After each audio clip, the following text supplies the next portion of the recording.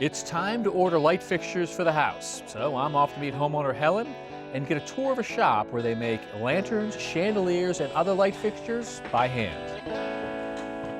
Look at these are gorgeous, huh? Beautiful, beautiful finishes. Oh, yeah. Hand-blown glass and Yep. the onion lights. And for our house, we picked these more modest, Yeah. colonial. Perfect.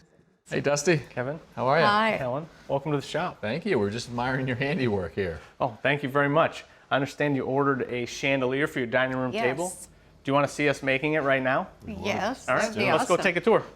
All right. Here you can see where we're headed with Oh. your chandelier. Good taste, Helen. Helen. Beautiful. Yeah. I've only seen it online. It's one of my favorites.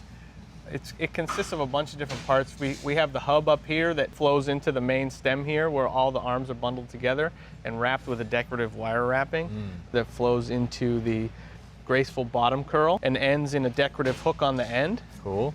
The first step is building this decorative hook. Do you want to go see how we do that? Yeah. Here we are in the fabrication department where we're gonna be building the chandelier arms themselves. And he's gonna start by hammering the end flat.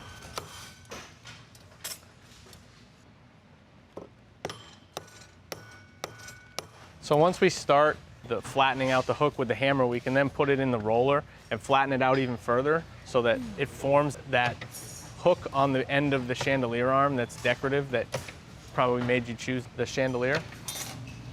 So the chandelier has how many arms? 8. Get that, huh? Beautiful. So here Mike's gonna form the bottom curl and he's gonna bend it around the circle by hand and he's matching it up to the pattern that we have here. So you get a nice, even, consistent chandelier. So once we have the arms formed in the fabrication department, we can come over to the soldering department and we can see Mike solder the bow mesh to each arm. What makes a perfect joint? Well, there's 4 things: flux, solder, heat, and experience. And then he's gonna cool it down a little bit. That's just water there? That's just water, yep. Look at that. That is a nice little bead right there. Yes. That is terrific.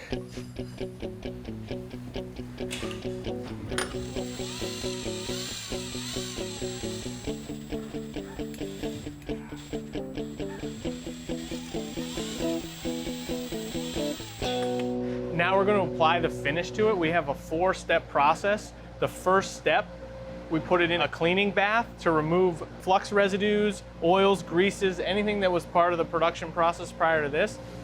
And then it goes into an acid etch bath, which prepares it further for the coloring agent. And then it's on to the final step where we'll see the finish applied. And what finish did we decide on? Helen chose the dark antique brass, which is going to match the hardware in your house, and it's going to look fantastic. Cool. You get the benefit of the handmade, right? Every single piece is unique and it's just slightly different. And the other unique thing about it is it's a living finish. It's not lacquer coated. Meaning what? Meaning it's going to age and patina over time. How are you feeling about your color choice now that you're seeing it come together, Helen? I think it's lovely. So here you can see Madison is preparing to wire one just like yours. We let them dry overnight after they go through the finishing process, and here she is, she's installing the light socket. Every one of these is made to order. We can turn these around in about 3 weeks. What do you think, Helen? I mean, this is getting close to the finish line. I think it's beautiful. It's been great to see it made here. I feel so connected to it. Yeah, right? And thank you so much for having us here. Thank you for coming. Thanks for watching. This Old House has got a video for just about every home improvement project, so be sure to check out the others. And if you like what you see, click on the subscribe button to make sure that you get our newest videos right in your feed.